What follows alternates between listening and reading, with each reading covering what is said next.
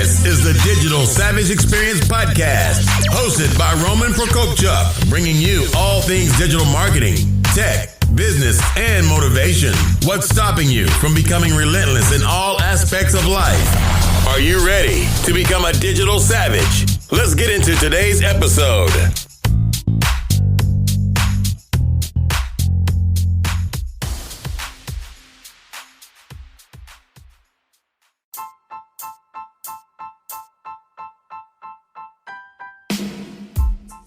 Hey everyone, this is Prokopchuk, and this is the Digital Savage Experience Podcast. Today I have with me Ramesh Dontha. Ramesh is a serial entrepreneur, host of the Agile Entrepreneur Podcast, and author of upcoming book called The 60-Minute Startup, a proven system to start your business in 1 hour a day and get your first paying customers in 30 days or less. Thank you for joining me today. Thank you, Roman. So what's kind of been your journey like? Where did you start and how did you get to kind of the 2019 version of you? Oh, that's a long story. So let me try to do a little bit of a short circuit there. Originally, when I came from India to the US, I was trained as an engineer. Afterwards, on a job basis, I came to the United States as a systems analyst. Systems analyst is more an information technology systems. You develop systems or you implement systems. After a while, I realized that my real passion was on the business side. So I started a consulting company soon after I came to the US. And then I also wanted to get education. So I went and got a full-time MBA. And after MBA, I put the company on the back burner and then wanted to get some real business experience. So I joined a Fortune 100 technology company in the marketing business development side of the world. And I really thoroughly enjoyed my experience. I was there, I rose through the ranks to the senior management capacity in that company for about 18 years. And then, so that was the phase 2 I call. Phase 1 was education. Phase 2 was building your experience and building your wealth. That's when I started getting impatient because there was so much revolution going on outside the world with artificial intelligence, machine learning, data analytics, and I thought I was getting left out of the revolution. So I decided to quit. In 2016, I left a full-time job, paying good money and comfortable, but getting impatient with my life. And that's when I started this third phase of my life, where I wanted to do really things I really liked doing, as opposed to what I've been told to do kind of stuff. So I started a data strategy consulting. That's one piece of it. The second one I do is I run a podcast. I started a podcast called Agile Entrepreneur in 2019. And I like to write. So I publish a lot. I've been writing a lot on other entrepreneurs and their stories, experience. So I just wanted to bring out my own experiences as a business person, as an entrepreneur, and then also combine that with other people's stories and then put them into writing a book and then bringing out a podcast. That's what it is, Roman. Nice. So what led you to make that jump to write the 60-minute startup? What was kind of that trigger to pursue that? Yeah. So actually, when I wanted to start a company, right? So there are 3 things that were going through. One is that, number one, I did not know where to start. So I kept looking around for other people's experiences. And then whatever is out there was leading me to many different areas. That's one thing. I was getting lost. So I spent a lot of time, I thought wasting my time figuring out what to be done. The second thing is, as I was working in the industry, there is something called agile technology and the technologies industry that is there, which is, there is no perfect anything. Like if you're developing a software product, there is no perfect requirement. So these requirements keep evolving. So don't try to wait for the perfect moment, perfect everything. First, do something and then review with the customers, get their feedback, refine it, and keep iterating, right? And if you need to pivot. So I said, why can't I apply the same technology to starting a business? Because, I was waiting for the perfect website. I was waiting for the perfect market, perfect niche, perfect everything. I said, forget about it. I don't want to do it. The fundamental aspect of any business is to get a paying customer for an innovative product or a service. That's what it is. So then I said, okay, this book is about anybody who wants to start a business. Within 30 days, every day spend 60 minutes of doing one thing that is most important for the business. For example, one day it could be just incorporating a business and be done with it in 60 minutes. You can do it. And next day, you just develop a website, not the perfect website, in 60 minutes and be done with it. So like that. So this book talks about every day, do the most important thing to launch a business. And the first 15 days is all about just doing a task to launch the business. And the second half, the next 15 days is all about different strategies to get a paying customer. So I combined my own experiences. I combined the experiences of other entrepreneurs. And then so we use the proven techniques to launch and get a paying customer in 30 days. No, that's great. And I think just the concept of that kind of overcoming that hurdle of starting something yourself or being scared of doing anything in life in terms of business or personal life and putting any time into it. Like an hour is obviously a good chunk of time. And if you even devoted an hour past that 30 days, you can still keep growing and growing and growing, whether, like you said, waiting for the perfect website, perfect this and perfect that, in terms of kind of casting doubts in your mind and kind of never starting when you could have started and been a lot further along. That's right, Roman, because, my own experience and other people I spoke to, every one of the business person, they actually said two things. Number one, I regret that I have not started sooner. That's the number one thing, right? I should have started sooner.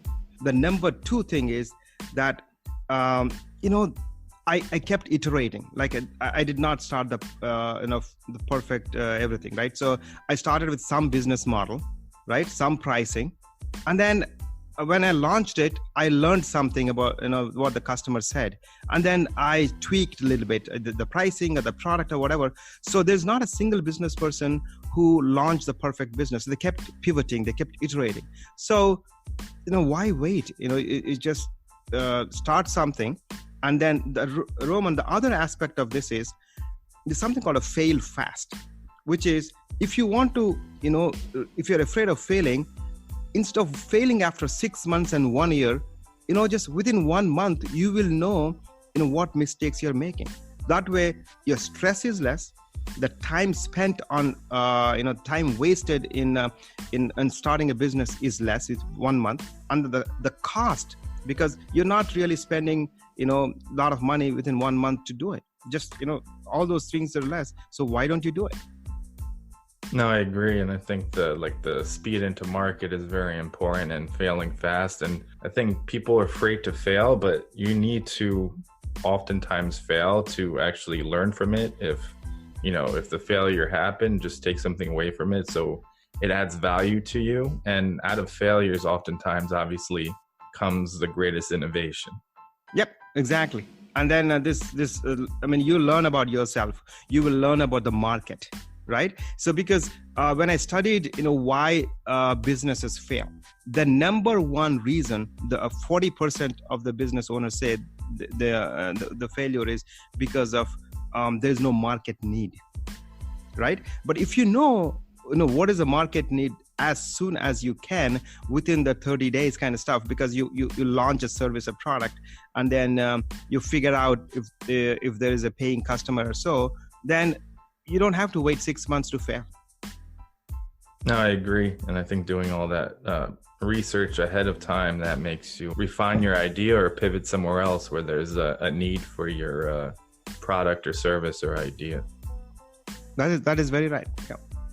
So what motivates you to succeed? That's a really good question, Roman.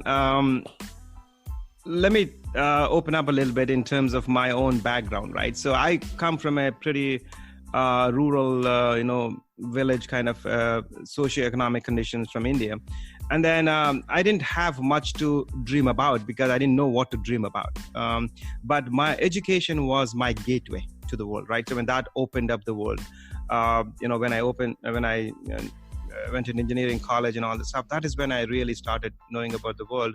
And in every stage, you have people keep telling you that, where you came from or whatever that is, you can't really be, successful. You can't really succeed because of your background or because of, many factors.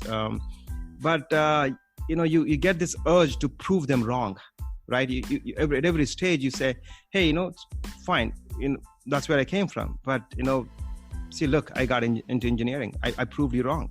I started a business. I proved wrong. So the urge, I think the drive for me, and one of them, of course, is just prove the naysayers wrong, that you can do it. I mean, I never imagined that I would be in the United States. I never imagined that I would start a company. I never imagined that I would be working at a Fortune 100 company, right?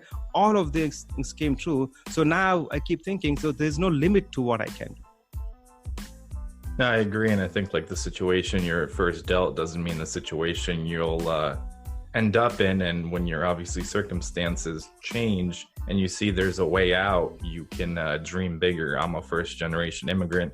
I came here when I was 5 from Ukraine. So obviously I have more opportunities here and got a lot further in terms of obviously the economy and opportunities and networking rather than, my life if I was still there. And the government and different political and economic systems are very corrupt there. So I don't think I would have had like obviously a free market to succeed. Right. I mean, I think we come from different backgrounds, and of course, those backgrounds also shape our experiences and then our motivations and our aspirations. I agree. Yeah. So what's one weakness you've had in the past that you've turned and became a strength and utilized today? That's a phenomenal question, actually. And then this is a real story. So when I was working at this Fortune 100 company, so one of the things that you can call it an issue is that I have to keep learning. Like I get bored after a period of time. So after every 2 years or so, I kept moving within the company because it's a fairly large company. So there are a lot of options you have to move from one division and one function to another function. So for the first 10 or 12 years, every 2 years, every 3 years, I kept moving to different group. I wanted to learn, different functions and different areas. After about 12 years or so, I was sitting down with my mentor, and then he said, you know what, Ramesh, I looked at your resume. So every 2-3 years, you're moving, you're not staying in one place. But if you really want to break through the senior ranks, people, they want to see that you really have extensive experience or extensive knowledge of a particular domain or area. So you need to sit down and then really, really learn and then be there, right? So my weakness, you could call it, is that my urge to learn and then that kind of stuff. And then, by the time, after that became my asset, because I moved around the company so much that I knew a lot of people. My network has grown significantly as opposed to staying in one place. Number two, my company knowledge about the breadth of the company may not be the depth, but the breadth of the company, what it can do, has grown. So as a result of that one within the company, my acceleration in the second part of that career was pretty good because of the network, because of all that stuff. And then fast forward, when I left the company, this so-called drawback of, hey, having to learn, having to move quickly became a huge asset because I'm a quick learner, a fast learner. I keep learning about different industries. And that is helping me really understand, when I talk to different entrepreneurs, I can clearly understand what does a digital marketing agency do. Those are the kinds of things that help me and connect with me, with the people. Yeah, I agree. And I think it's important to never kind of become complacent, because a lot of people get to a role or a company and then they think they can relax and stop kind of learning, and, that fire of that interest kind of goes away. But I think it's important kind of going that route, try everything, know what, how to do certain things, and then have a core kind of discipline that you still go back to. And that's kind of your strength. Yeah, that has become my strength. Initially, I looked at that as after my mentor told me that maybe that's my weakness, right? And I'll tell you, some other experiences that I've learned. For example, one of the entrepreneurs I spoke to, she said she was diagnosed with obsessive compulsive disorder. right? And then people look at that and said, oh man, that's a disorder, it's a problem, I don't know what to do with it. She turned it around and said, I will start a organization, home organization, professional organization business. So she completely turned what is seen as a disorder or a disadvantage and then turned it into asset and started a business based on that one. I've spoken to a lot of people like that. Yeah, that's why I think one of the things that I've learned is that many of us, we really don't know our strengths because we start to, I cannot do this, I'm really not good at that. I mean, that's where many people start from. I think they should not, in my opinion. They should start from just looking at what are the things that you can do, what are your strengths, and then if somebody looks at and says this is your weakness, and see, is that really weakness or can that be a strength? I agree. And I think that if you do have a weakness or something, like I've, talked to people that had issues with, public speaking, or they used to stutter or something where they thought, they couldn't be a motivational speaker or an influencer in front of the public, but then they kind of share their story, and regardless of what your story is, everyone's, uncomfortable or anxious about something. So sharing your story and, what's bothering you, the situation you came from, it can really impact people in similar situations, and they know they can get out of it. And they know other people are out there like them. Yeah, excellent. I mean, that is exactly what I was thinking. And actually I can, I'll tell you how I learned this, right? Very early on when I was interning at a company, after the end of the internship, they give you the performance evaluation, right? So, this manager who gave me a performance evaluation, and I don't know, for whatever reason, I went straight to the back of the page because they say, these are your strengths and these are weaknesses kind of stuff. And then I went to the last section, these are your areas that you need to improve or weaknesses. And that manager immediately saw me do that and said, Ramesh, why are you doing that? I said, I really want to improve myself. I want to know my weaknesses. He said, Ramesh, that is the wrong thing to do. You want to start from your strengths. First, focus on what people see in you as your strengths. And then you want to build. Everybody will have weaknesses, right? You need to think about how you can manage the weaknesses. Let's say I'm not good at digital marketing. Can I outsource it? Can I get outside help to cover that one? Because I may not be good at it. But if my strength is just pure marketing, just start from there.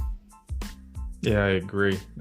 It's important to kind of focus what your, bread and butter, the saying in the United States is, and kind of make that stronger. Then you can worry about the things you may be weak at. And obviously some of those things you can find the right team to fill in.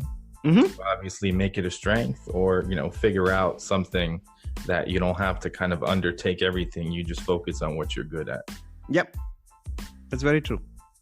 So I really appreciate you coming on today. What's one piece of advice you can leave with the audience?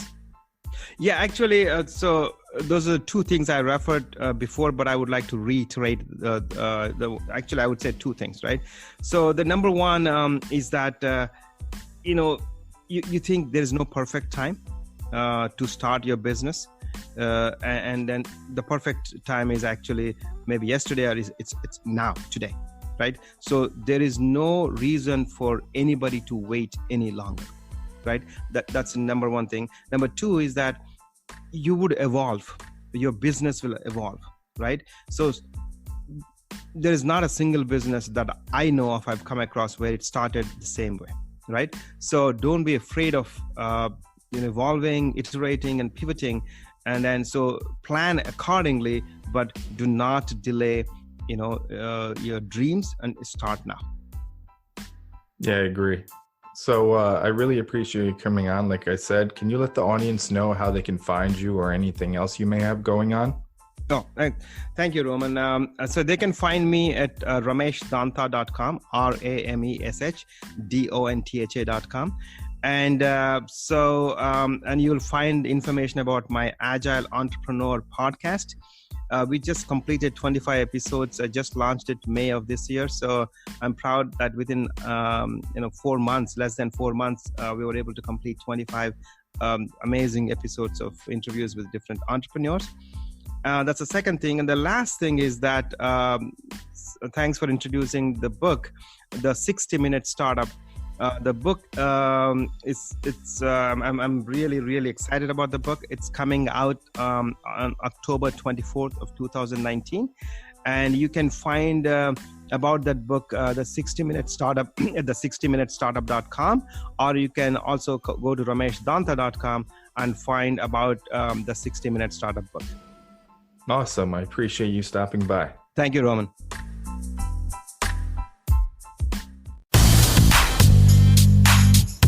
This podcast has been brought to you by Nova Zora Digital.